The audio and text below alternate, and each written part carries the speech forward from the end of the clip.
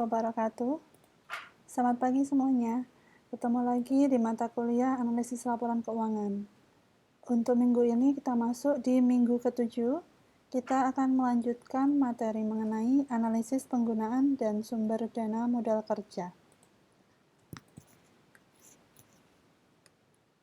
Di minggu lalu kita sudah membahas mengenai definisi modal kerja, konsep-konsep modal kerja, kebutuhan modal kerja, lalu juga pentingnya modal kerja, serta kecukupan modal kerja.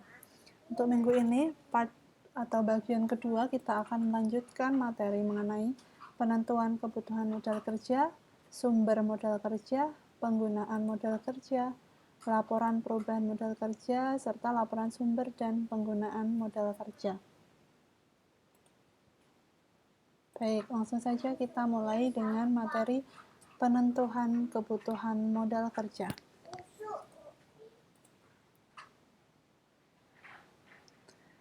Nah,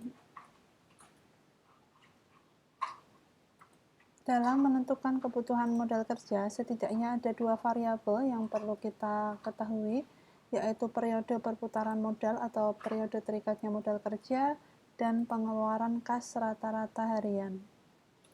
Nah, yang dimaksud dengan periode perputaran modal atau periode terikatnya modal kerja yaitu periode perputaran atau periode terikatnya modal kerja merupakan keseluruhan atau jumlah dari periode-periode yang meliputi jangka waktu pemberian kredit beli, lama penyimpanan bahan mentah di gudang, lamanya proses produksi, lamanya barang jadi disimpan di gudang, dan jangka penerimaan piutang.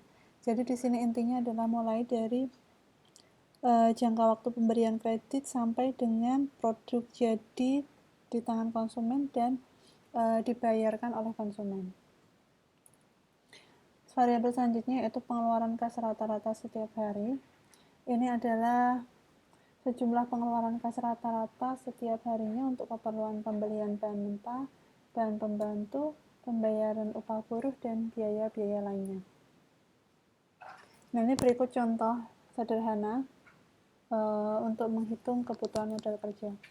Diketahui periode perputaran, di mana dalam hal ini diketahui lamanya proses produksi 10 hari, lamanya barang disimpan di gudang 5 hari, lamanya jangka waktu penerimaan piutang adalah 15 hari. Sehingga kita bisa menentukan periode terikatnya yaitu 30 hari dari penjumlahan di sini.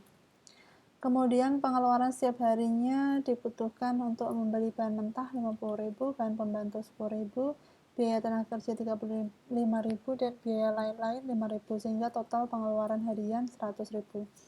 Nah, dari data ini kita bisa menghitung kebutuhan modal kerja bagi perusahaan yang menjalankan aktivitas usaha setiap harinya. Untuk dapat menjamin kontinuitas usaha dibutuhkan modal kerja sebesar 100.000 dikalikan 30 hari. Jadi pengeluaran harian dikalikan periode terikat, ketemu angka 3 juta. Jadi kebutuhan modal kerjanya setidaknya ada 3 juta untuk menjamin kontinuitas usahanya. Baik, selanjutnya kita akan membahas mengenai sumber modal kerja. Ada beberapa sumber modal kerja. Yang pertama adalah hasil operasi perusahaan. Ya, hasil operasi perusahaan ini adalah laba atau keuntungan perusahaan. Kemudian keuntungan dari penjualan surat-surat berharga. Misalkan perusahaan memiliki beberapa surat berharga kemudian menjual, maka keuntungan itu bisa masuk dalam sumber modal kerja. Kemudian penjualan aktiva tidak lancar, misalkan menjual gedung, tanah, dan lain sebagainya, itu juga bisa masuk di sumber modal kerja. Penjualan saham atau obligasi, nah, itu juga bisa menjadi sumber dari modal kerja.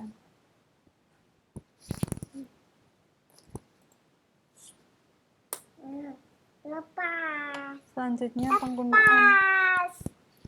penggunaan modal kerja. Beberapa di antaranya bisa juga untuk pembayaran biaya operasional perusahaan, kemudian untuk kerugian yang diderita perusahaan. Selanjutnya bisa untuk pembentukan dana atau pemisahan aktiva lancar. Bisa juga untuk pembelian aktiva tetap. Kemudian pembayaran hutang jangka panjang. Ini juga salah satu contoh penggunaan modal kerja. Kemudian prive atau pengambilan oleh pemilik, ya. Itu juga salah satu contoh penggunaan modal kerja.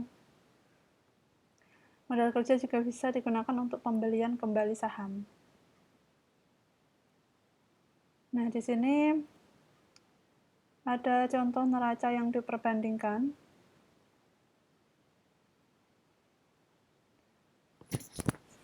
Misalkan ini ada contoh tahun 2000 dan 2001. Terjadi kenaikan atau penurunan, ya. Misalkan kas pada tahun 2000 ke 2001 terjadi kenaikan. Ya.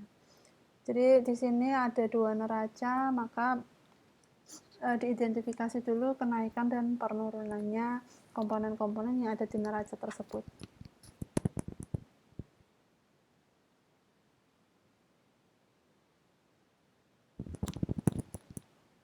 Nah, setelah itu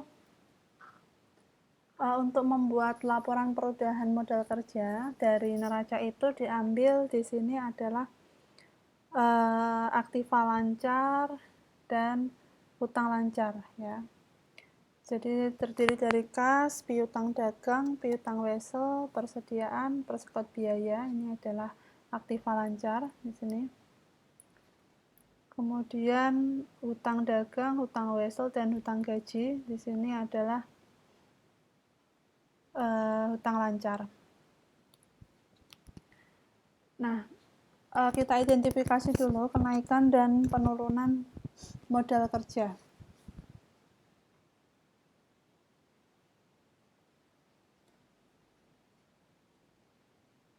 Oke, kas terjadi kenaikan dari 545.500 menjadi 919.700, maka terjadi kenaikan 374.200.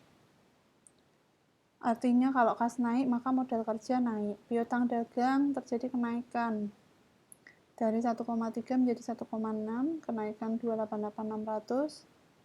Nah, ini artinya terjadi kenaikan modal kerja. Piutang wesel ini penurunan, berarti kalau aktiva turun terjadi penurunan modal kerja, di sini turun. Kemudian persediaan, kalau persediaan ini naik berarti terjadi kenaikan modal kerja. Persekot biayanya turun, artinya terjadi penurunan modal kerja. Kemudian hutang dagang di sini turun. Kalau hutang dagang itu turun, berarti terjadi kenaikan modal kerja. Jadi kalau aktiva naik itu terjadi kenaikan modal kerja. Kebalikannya, jika pasiva ini naik maka terjadi penurunan modal kerja, tapi jika pasivanya ini turun maka terjadi kenaikan modal kerja. Hutang weselnya turun, berarti terjadi kenaikan modal kerja. Hutang gajinya ini naik, berarti terjadi penurunan modal kerja. Kemudian di total di sini.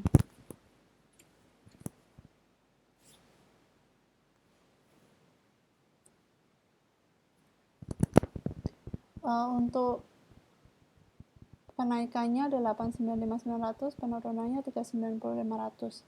Maka terjadi kenaikan modal kerja 505.400, ya. Di sini kenaikan modal kerja. Langkah selanjutnya kita mengidentifikasi sumber dan penggunaan modal kerja. Ini tadi kita menghitung kenaikan penurunannya modal kerja, ternyata ada kenaikan modal kerja. Setelah itu kita identifikasi sumber dan penggunaan dari modal kerja. Nah, untuk lebih mudah, untuk mempermudah kalian membuat analisis, ya,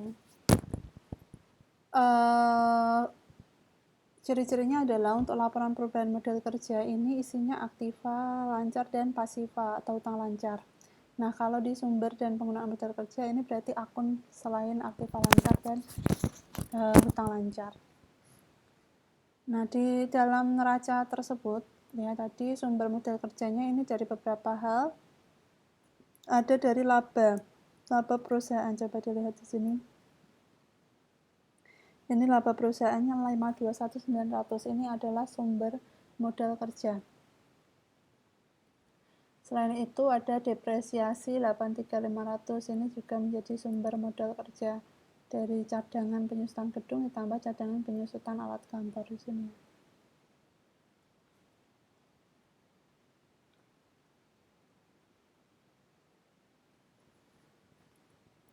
Kemudian penjualan saham, di sana terjadi kenaikan penjualan saham ya, 600.000. Ini dari neraca sini. Modal saham dari 2 juta menjadi 2.600.000, berarti menjual saham baru senilai 600.000. Sini. Nah, ini adalah sumber-sumber modal kerja. Jumlah sumber modal kerja ada 1.205.400. Sekarang kita identifikasi penggunaan modal kerja untuk apa saja. Yang pertama, pembelian gedung. Kenapa pembelian gedung? Kita perhatikan di sini. Gedung terjadi kenaikan dari 1.600.000 menjadi 2 juta. Berarti kan ada penambahan 400.000, itu berarti ada pembelian aktiva berupa gedung. Alat kantor juga naik dari 700 menjadi 850.000, berarti ada pembelian alat kantor. Jadi pembelian gedung 400.000, pembelian alat kantor 150, kemudian ada pembayaran hutang obligasi. Ini hutang obligasi itu dari 600.000 menjadi 450.000. Jadi turun. Nah, hutang obligasi turun berarti sudah dibayarkan. Ada pembayaran hutang obligasi senilai 150.000. Sehingga jumlah penggunaan modal kerjanya 700.000. Maka sumber 1,2 dikurangi 700 terjadi kenaikan modal kerja 505.400. Itu perhitungannya, tinggal nanti kalian menganalisis ya. Analisisnya ya tinggal mengatakan bahwa sumber modal kerja dari mana saja, totalnya berapa, penggunaan untuk apa saja, totalnya berapa, sehingga terjadi kenaikan senilai sekian. Nah, setelah itu langkah selanjutnya bikin ini ya, bisa dibikin di Excel ya, laporan sumber dan penggunaan modal kerja secara keseluruhan. Ya, ini ada neracanya, kemudian ini perubahannya, debit kreditnya, kemudian ini sumber dan penggunaan modal kerja. Ya, untuk sumber dan penggunaan modal kerja ini selain aktiva lancar dan selain utang lancar. Nah, kalau yang modal kerja ini yang aktiva lancar dan utang lancar masuk di sini. Perubahan modal kerja naik turunnya. Ya.